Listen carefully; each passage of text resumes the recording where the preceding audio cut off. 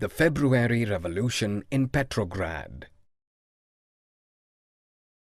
In 1917 winters, there was an acute shortage of food in the workers' quarters in Petrograd.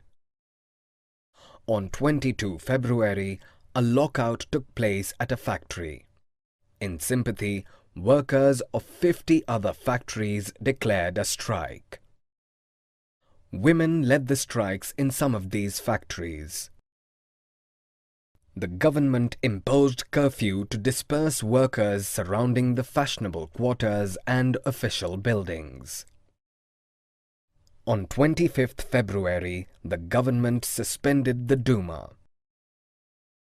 In a violent protest on 27th February, people ransacked the police headquarters.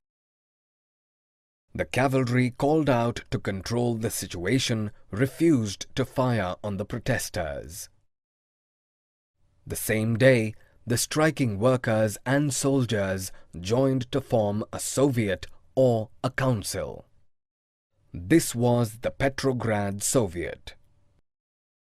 The very next day, the military commanders advised the Tsar to abdicate, which he did on 2nd March. A provisional government of Soviet leaders and Duma leaders was formed to run the country. After February, restrictions on public meetings and associations were lifted.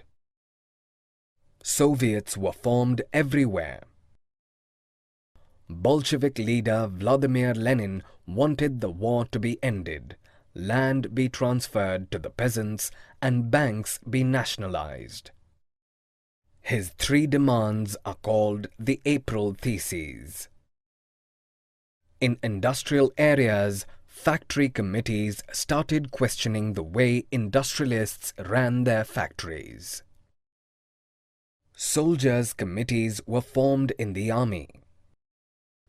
The power of the provisional government was declining, and Bolshevik influence was growing.